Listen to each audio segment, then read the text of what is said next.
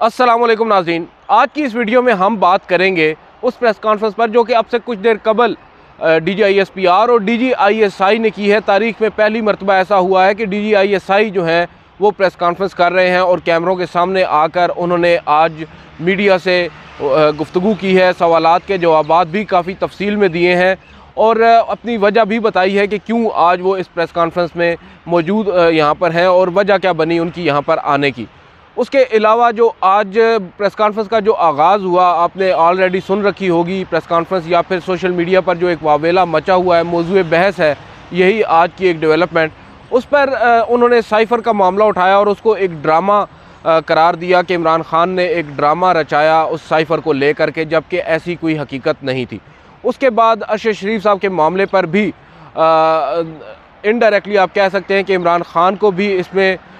मुरद इल्ज़ाम ठहराया जा रहा है। सलमान इकबाल जो कि ओनर हैं ARY न्यूज़ के, उनको इल्ज़ाम दिया जा रहा है और कुछ सवालात बुनियादी तौर पर उनकी जानिब से उठाए गए हैं जिनको वो इल्ज़ाम नहीं कह रहे, वो लोग तो बस सवालात कह रहे हैं कि कुछ सवालात हैं, इनको एड्रेस होना ज़रूरी है। बहरहाल एक पूरी चार्ज शीट है, कुछ ऐसे लोगों के नाम आ रहे हैं सामने जो फैसिलिटेटर थे और जिनकी वजह से इमरान जो अरशद शरीफ मरहूम थे वो बैरून मुल्क गए, जबकि इस्टेब्लिशमेंट से उनको कोई ख़तरा नहीं था, पाकिस्तान में उनकी जान को कोई भी ख़तरा नहीं था। ये आज उन्होंने दो टोक अंदाज में बात कही है जो DGISI हैं और DGISPR दोनों ने। और उसके बाद उन्होंने ये कहा कि जो अरशद शरीफ हैं उनके हमारे साथ, हमारे लोगों के साथ, हमारे इदारे के लोगों के साथ राब्ते भी थे। DGC का नाम उन्होंने लिया कि DGC के साथ उनका इस महीने भी राब्ता हुआ था और वो अब वापस आना चाह रहे थे, जो हमारी इतलात हैं। और जहाँ तक बात है ख़तरे की, तो उनको हमसे कोई ख़तरा नहीं था, ना ही हमने उन्हें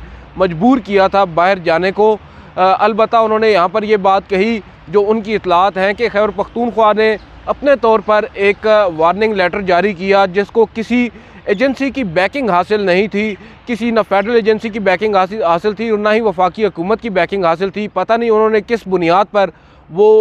थ्रेट लेटर जो है वो जारी किया और उसमें इमरान खान साहब जो हैं, अरशद शरीफ साहब, उनके हवाले से कुछ आप कह सकते हैं कि हसास नोयत की कुछ थ्रेट था उनकी जान को उस लेटर के मुताबिक, और उसको बुनियाद बनाकर उनको कन्विंस किया गया अरशद शरीफ को कि वो बैरून मुल्क जाएं और कीनिया में जाकर वो रहे। और उसके बाद दीगर भी कुछ इन्फॉर्मेशन उन्होंने बताई, कुछ स्क्रीनशॉट्स भी उन्होंने शेयर किए जो मुख्तलिफ चैट्स हैं सलमान इकबाल की और अरशद शरीफ के दरमियान, और कुछ मज़ीद लोग जो वहाँ पर अरशद शरीफ के साथ मौजूद थे उनके दरमियान। और जो अरशद शरीफ की शहादत है उसके बाद सबसे पहले किसको मुतला किया गया, ये तमाम तर तफसीलात इस प्रेस कॉन्फ्रेंस में बताई गई हैं। आते हैं आज के इस मुद्दे पर जिस पर हम ये वीडियो कर रहे हैं। बिलाशुबा काफ़ी इंकशाफात हैं, हैरान कुन इंकशाफात हैं, शॉकिंग किस्म की बातें आज हमारे सामने आई हैं इस प्रेस कॉन्फ्रेंस में। एक जो खुफिया एजेंसी है उसका सरबराह बैठ कर एक farmer prime minister of Pakistan पर इस नोयत के इल्ज़ामात आयद कर रहा है, जिसमें वो ये कह रहा है कि रात के अंधेरे में आप जिस जनरल कमर जावेद बाजवा से मुलाकात करते थे और उस मुलाकात में उससे अपनी आइनी और गैर आइनी ख्वाहिशात का इजहार करते थे, दिन का उजाला होते ही आप उसको मीर जाफ़िर और मीर सादिक कहते थे। ऐसा तो नहीं होता, ये तो नहीं होना चाहिए। और उसके अलावा उन्होंने एक और बात कही, उन्होंने कहा कि मैं ख़ुद ऐनी शाहिद हूँ इस वाक़े का, जब मार्च के अंदर उस वक्त जो वज़ीर आज़म थे इमरान खान साहब, उन्होंने नाम नहीं लिया, बहरहाल उनका इशारा उनकी जानिब ही था, उन्होंने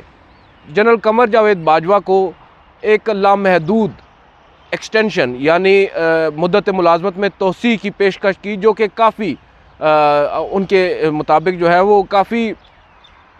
मुतासिर कुन पेशकश थी और उसको ठुकराना भी काफ़ी मुश्किल था। बावजूद इसके जनरल कमर जावेद बाजवा ने उसको ठुकराया और उन्होंने अपनी मुद्दत मुलाजमत पूरी होने पर रिटायरमेंट का ऐलान किया। आप कैसे एक शख्स को, जिसको आप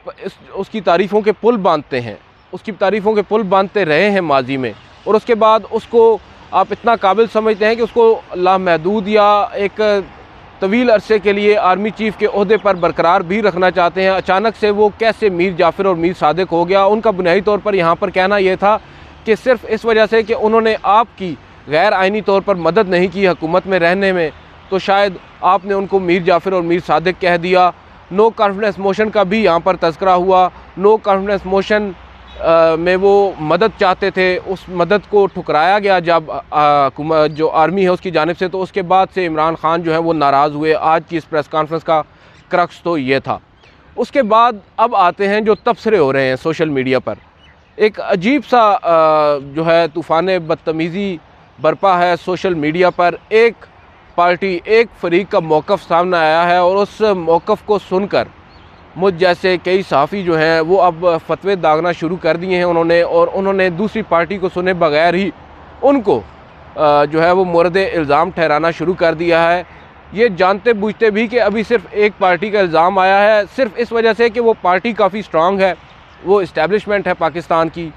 वो अफवाज पाकिस्तान है, इस वजह से जो उनका कहना है वो बिल्कुल दुरुस्त है, दुरुस्त होगा। मैं ये नहीं कहता कि उनका कहना दुरुस्त नहीं है, होगा अगर वो जो इंक्वायरी कमीशन जो कायम किया जा रहा है उस इंक्वायरी कमीशन में बतौर DGISI के बकौल इनके उसमें ISI का कोई नुमाइंदा या फ़ौज का कोई नुमाइंदा भी शामिल नहीं होगा। और इसी वजह से नहीं होगा कि हम चाहते हैं कि साफ़ और शफाफ इंक्वायरी हो, और जब साफ़ और शफाफ इंक्वायरी होगी तो जो बातें आज DGISPR या DGISI कर रहे हैं प्रेस कॉन्फ्रेंस में, अगर वो दुरुस्त हैं तो साबित हो जाएंगी, और उसके बाद फिर हम भी इनके मौक़िफ़ को दुरुस्त तस्लीम करेंगे। इनकी जो आज की बातें हैं उनको दुरुस्त तस्लीम करते हुए, और जिस पर इल्ज़ाम देना होगा हम इल्ज़ाम देंगे। बहरहाल अभी कुछ साबित नहीं हुआ। ये बात DGISI ISPR ने ख़ुद कही है। उन्होंने कहा है कि अभी तक ये सिर्फ जो है कुछ हमारे पास मालूमात हैं वो हम आपके साथ शेयर कर रहे हैं। अलबत्ता जब इंक्वायरी कमीशन की रिपोर्ट आ जाएगी, और उम्मीद है जल्द आ जाएगी, उसके बाद ही हतमी नतीजे पर पहुँचा जा सकता है। तो मैं अपने उन सहाफ़ी दोस्तों को या उन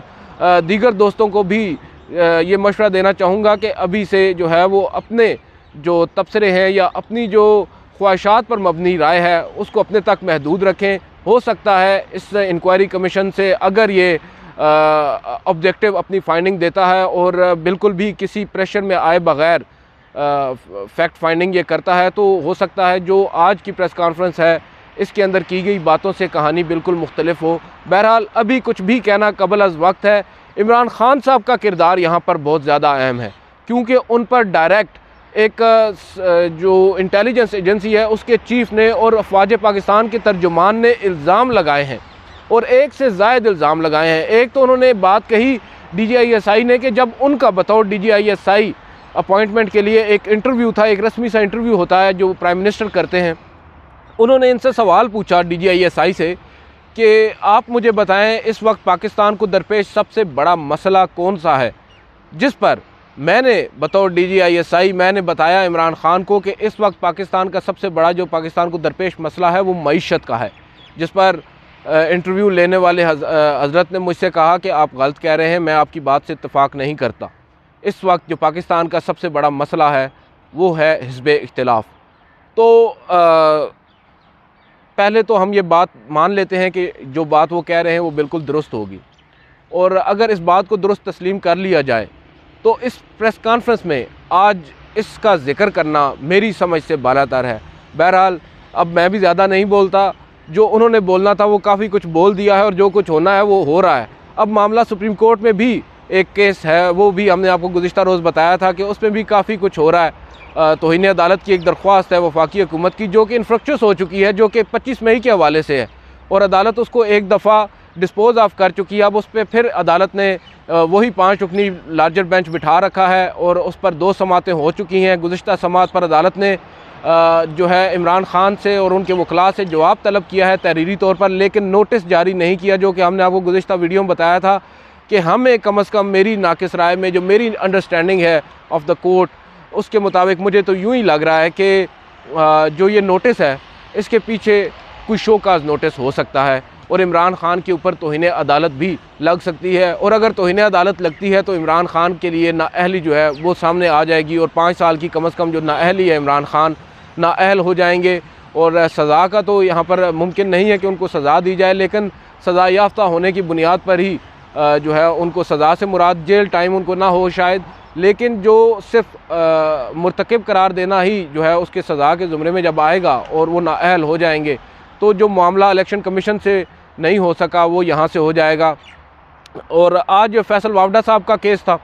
उसके अंदर काफ़ी अहम रिमार्क्स आए। कल फैसल वावडा साहब ने एक अहम प्रेस कॉन्फ्रेंस की है, जिसके बाद एक नया जो है नई बहस छिड़ गई है पाकिस्तान के जो पॉलिटिकल एक्स्ट्रावेगेंजा है उसके ऊपर। और आज फैसल वावडा साहब की जो ताहयात नाअहली का फ़ैसला है, जो पहले फ़ैसला किया इलेक्शन कमीशन ने, उनको आर्टिकल 62(1)(f) के तहत ताहयात नाअहल किया और उसके बाद इस्लामाबाद हाई कोर्ट ने भी उस फैसले को बरकरार रखते हुए डिक्लेरेशन दे दिया। क्योंकि कोर्ट ऑफ लॉ नहीं है election commission, Islamabad high court court of law है, तो इलेक्शन कमीशन के फ़ैसले पर जब मोहर ज़ब्त की तो डिक्लेरेशन दी है इस्लामाबाद हाई कोर्ट ने और अब मामला सुप्रीम कोर्ट में पेंडिंग है। सुप्रीम कोर्ट ने आज ये बात कही है कि इलेक्शन कमीशन के पास ताहयात नाअहली का इख्तियार नहीं है, 62(1)(f) के तहत इलेक्शन कमीशन नाअहल नहीं कर सकता। बहरहाल देखना होगा कि हम आइन के आर्टिकल 187 को इन्वोक करते हुए किस हद तक जो इस्लामाबाद हाई कोर्ट का एक डिक्लेरेशन है उसके ऊपर अपना डिक्लेरेशन दे सकते हैं। तो काफ़ी कुछ पनप रहा है, कुछ मज़ीद भी डेवलपमेंट्स हो रही हैं। अब देखना ये होगा कि मामला आगे किस तरफ जाएगा। इमरान खान साहब का किरदार बहुत ज़्यादा अहम हो चुका है, उन पर जो संगीन नोयत के इल्ज़ामात लगे हैं उसका जवाब उनको ही देना होगा और आज ही और फौरी तौर पर देना होगा, वगरना जो भी इल्ज़ामात लगे हैं उनको दुरुस्त तस्लीम करना शुरू कर दिया जाएगा, जो कि ऑलरेडी किया जा रहा है। बदकिस्मती के साथ सिर्फ एक पार्टी को सुनकर हम लोग फतवे दे रहे हैं, जो कि मेरी अंडरस्टैंडिंग में एज अ जर्नलिस्ट मुनासिब नहीं होगा। जब तक आप दूसरी पार्टी का मौक़िफ़ ना सुन लें, आप अपनी बात को जो है वो हतमी सूरत नहीं दे सकते। आज की इस वीडियो से इतना ही, इजाज़त दीजिए, अल्लाह हाफ़िज़।